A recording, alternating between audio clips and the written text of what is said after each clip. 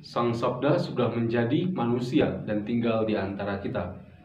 Para sahabat Sabda Hidup yang terkasih, kembali lagi berjumpa bersama dengan saya, Frater Beni, calon imam dari Keuskupan Sintang. Pada hari ini kita akan bersama merenungkan Injil Matius bab 6 ayat 7 sampai dengan ayat 15. Mari sekarang kita persiapkan hati dan pikiran kita untuk mendengarkan dan merenungkan Injil Tuhan. Dalam nama Bapa dan Putra dan Roh Kudus. Amin. Semoga Tuhan beserta kita sekarang dan selama-lamanya. Inilah Injil Yesus Kristus menurut Matius. Dimuliakanlah Tuhan. Dalam khotbah di bukit, Yesus berkata kepada murid-muridnya, "Dalam doamu, janganlah kamu bertele-tele, seperti kebiasaan orang yang tidak mengenal Allah." Mereka menyangka bahwa karena banyaknya kata-kata dan kata-kata doa, mereka dikabulkan. Jadi janganlah kamu seperti mereka, karena Bapamu mengetahui apa yang kamu perlukan sebelum kamu minta kepadanya.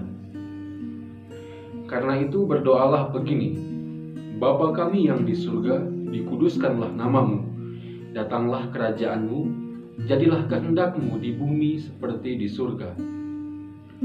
Berilah kami pada hari ini makanan kami yang secukupnya, dan ampunilah kami akan kesalahan kami, seperti kami juga mengampuni orang yang bersalah kepada kami. Dan janganlah membawa kami ke dalam pencobaan, tetapi lepaskanlah kami daripada yang jahat. Amin.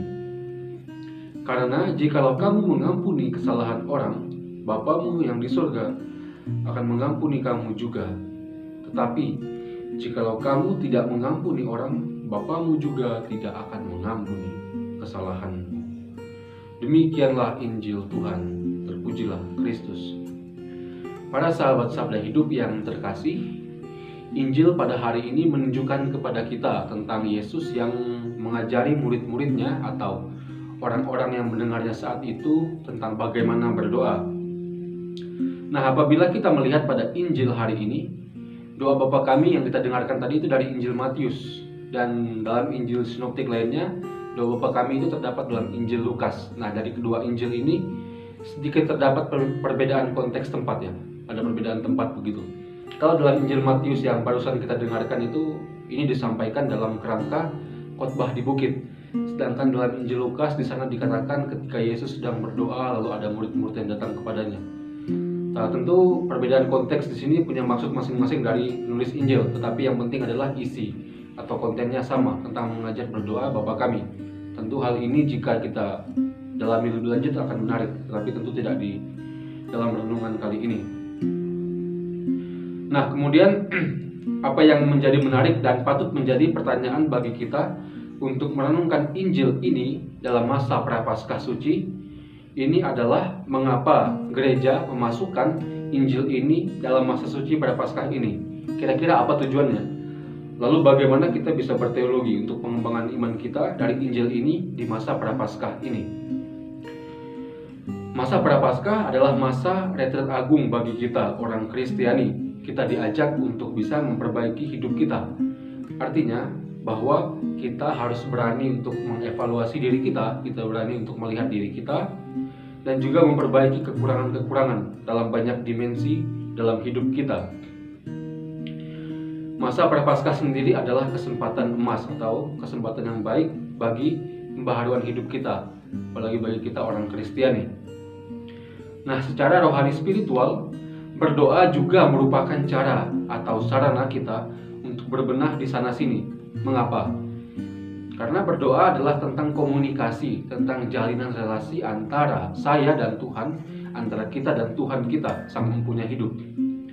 Makin dekat relasi kita dengannya, maka makin kita bisa hidup menurut kehendak Tuhan. Bila bertanya apakah itu berat, dengan setia berdoa apakah berat, tentu berat ya, tentu berat. Apalagi untuk mengawali. Nah, dalam bahasa Latin itu ada satu pepatah yang cukup terkenal dan saya senang dengan pepatah ini.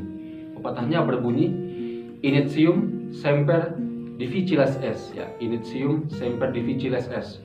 Itu artinya permulaan itu memang selalu sulit. Tidak ada permulaan yang akan sangat mudah. Biasanya permulaan itu sulit karena kita harus membiasakan diri dan sebagainya begitu. Nah, doa Bapa kami yang kita dengarkan pada hari ini, dalam Injil hari ini, dikatakan juga sebagai doa yang sempurna.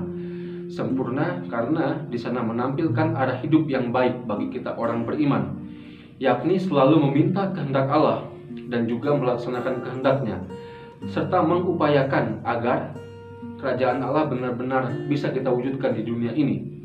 Nah, soal perwujudan atau soal mewujudkan kerajaan Allah ini, memang di situ tergantung aspek sosial juga di dalamnya.